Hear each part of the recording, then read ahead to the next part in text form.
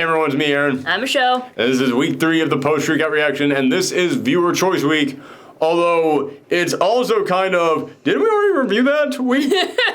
Because almost every request that I got this year, I looked at and I went, oh, we can't do that. We already did. And then I would look it up and go, oh my God, no, we didn't do that. I literally stopped today's movie like 20 minutes into it and went, hold on, I'm going to triple check this because I swear we have done this movie. No, we didn't, and that's true for like the next 3 or 4 movies that we're doing this week.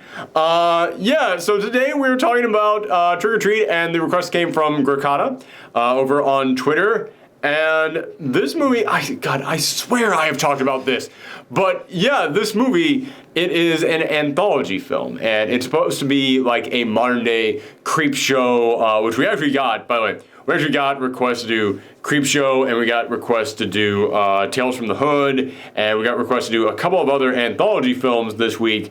I decided to only pick one, and I'm going with this one simply because, as I said, I swear we talked about, so it feels like we should actually talk about. But maybe the reason why I thought we talked about it is because I did at one point want to do anthologies as a theme week and do like this, Creepshow, Tales from the Hood I was even going to do. So maybe we'll do that next year, just get them all in there together. But this one, I absolutely love this and think that it's one of my favorite anthology films. And it's one of the only modern day anthology films. Like this came out in 2009. And it's a shame that they haven't done a sequel because this really is a cult classic. People really did dig this. And I don't even know if this came out in theaters. I mean, I'm sure it came out in like a very limited release. But this is one of those films that made it big on the home market.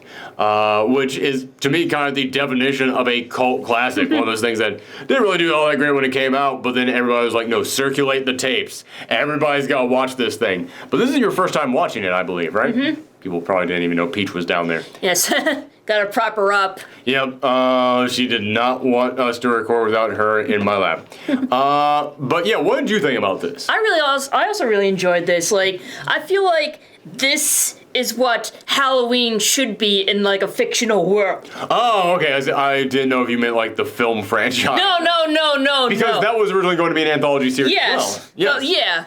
But it's like, you know, when I think of like Halloween, I think kooky, creepy, twists and stuff like that. And Altogether ooky. Yes. I think that this really is supposed to be a horror anthology, but a horror anthology that is all dedicated to Halloween. And I do like that almost every single aspect of this is basically taking elements of Halloween. Like, the big spokesperson for the whole franchise is this little kid called Sam. And is the kid with a big, like, burlap sack over his head. With button eyes. With button eyes as his Halloween costume. And he is a monster trick-or-treater. Like, he is the embodiment of the spirit of Halloween. And it's like, if you don't celebrate Halloween properly, he will kill you. Yeah, I mean, this thing starts off with some woman whose boyfriend is really into Halloween. Boyfriend or husband, you don't know. But he's really into Halloween. She hates it. And she's just going along with this because he likes Halloween. But they get back to their home and it's fully decorated. And she's like, can I just take this stuff down, all right? But it's not like, you gotta wait until like midnight to take it all down. It's still Halloween. Who cares? Just like, all right, fine, you can go ahead and take it down. And then Sam's just over there watching her, and you know he's about to do something because she's disrespecting Halloween. You gotta leave the jack-o'-lanterns lit. Yeah, and like there's a thing at the end of this, which there's multiple little stories in here. Yeah. And Sam's story is the final one that you see, and it is all basically about like Sam getting revenge on someone who doesn't give him candy when he goes trick-or-treating. Which is what I love, is that I think this is one of the reasons why people like Sam so much as a horror villain. It's that, you know, like, Jason, don't go to the camp, but you can still be a good person and go to the camp, and he's still gonna kill you. You know, Michael Myers just comes to your house, he's just a monster. Sam is like, no, as long as you're not a dick on Halloween, he's just gonna be cool with you. Yeah, it's like, for fuck's sakes, get in the Halloween spirit. Yeah, exactly. It's like, he's like the Krampus of, like, in a weird way. Yeah, it's like, if the Krampus like... That's actually a really good way of describing him. It's like, if you're not in the Christmas spirit, the Krampus will come for you, but if you're not in the Halloween spirit, Sam comes for you. Yeah. But this is an anthology series, and one of the things that makes this anthology so interesting to me is that a lot of other anthologies, you start story A, then you go into story B, then you go into story C, then it ends with story D. Yes. High five.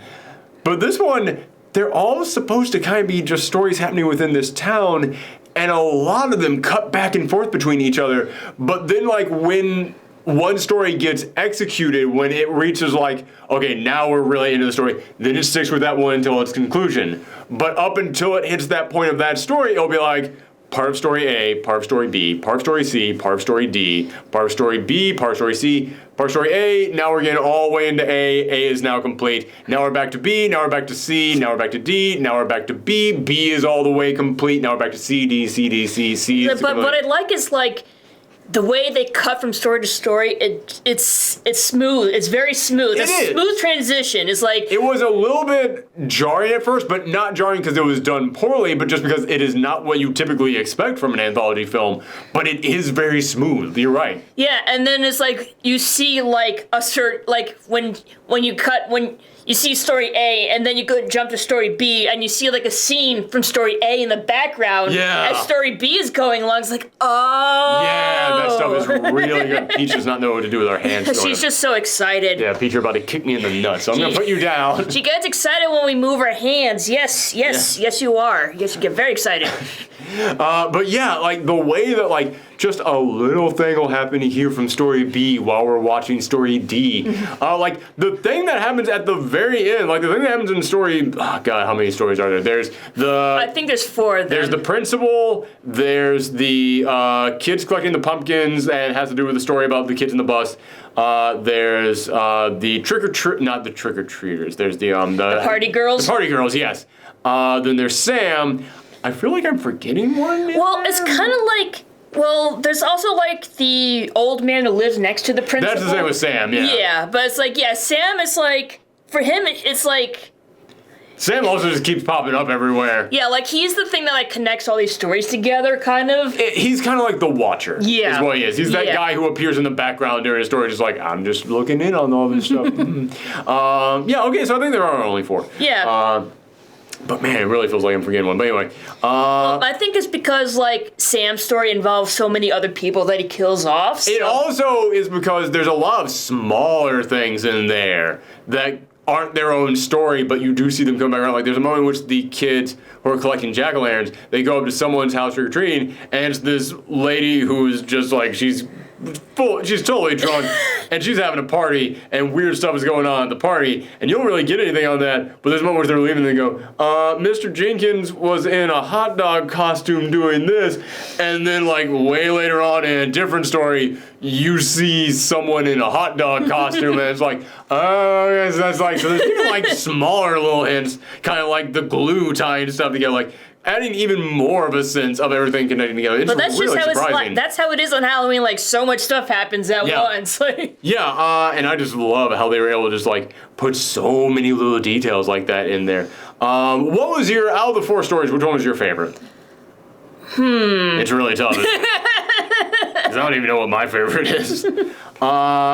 It might have to be the, I almost said what the trick was. It might have to be the party girl one for me, because I did not see that coming. Yeah. And it even feels like it is going into something else. And then there's the twist that, no, that ain't what we're doing. And what that twist was going to be is the comeuppance for a totally different story in here. I feel like that one does the best job of kind of tying everything together. Although the thing with Sam at the end, there's a reason why Sam is so good. It's not just because his design is great. I remember back when I was working in the comic shop, there were these little blind box things that they were like classic horror icon guys. And I bought up a couple of those things hoping to get Sam, and I never got him.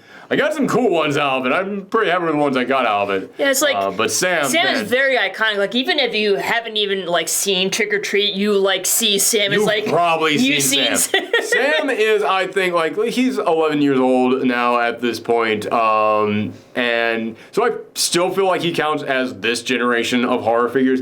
I think he's definitely probably the best of the new. Oh, I thought you meant Sam the character is the movie came out 11 years ago. The movie, it came out in 2009, yeah. But I definitely feel like out of the modern day new horror icons, he's definitely the best. Because I'm trying to think, it's like, well, there's Annabelle. Screw Annabelle. No one likes Annabelle. Like Ghostface or no, Ghostface was with the 90s. Yeah, Ghostface was that was another generation. Yeah, 90s was definitely its own time period.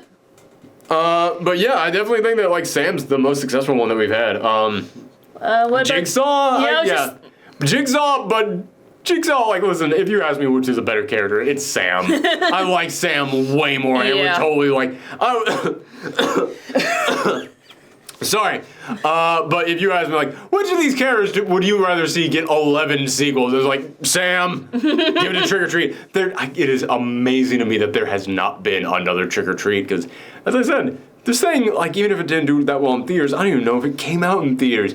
This thing has become such a big cult icon on the home release. Do you know how much, like, how little attention a horror film actually needs to get to warrant a sequel being made? Horror films, if somebody, like, buys, like, 3 movie tickets to it, it's like, all right, good enough for us, sequel time. But this one, I feel like maybe the budget was just too big on it, because they do a lot of stuff in this, and there's not like huge names in here, but there's some decent names in this film. There's people that you're gonna recognize, like Anna Paquin. It was in this film, and she's not, she's not A-list, but she's definitely up there. Like, you know her, you've seen her and stuff. And to get actors of that level for an anthology film, it is kind of nuts that they were able to pull stuff like that off. It's like, when the opening sequence, the opening credits, I turned to you and asked, was this based off a comic book? Because the opening sequence is like, because Rogue is in it? No, because like the opening credits is like comic panels and stuff. Yeah, so. And it's totally like trying to go with that old creep show. Like you said, horror anthologies started in comics, or at least that's when like it really entered into pop culture. It was the old EC comics of like Tales from the Crypt and stuff. And a lot of horror anthology movies try and pay respects to that, especially considering the fact that Creepshow, which was based on a horror anthology comic, is probably the most famous horror anthology movie out there. So it's like double respect being paid when they try and pay homage to that. But it works. It absolutely works. And yeah, I think this thing might have gotten a comic at some point, but man, almost every horror franchise has had a comic at some point. So it is really kind of like, it's just really surprising me that there has not been a sequel to this thing. Because, I mean, it's an anthology. It's not like you really need to, like, it's not like you even need to bring the same writers or people back. Just who the hell owns Sam? Just go, hey, can we do this again?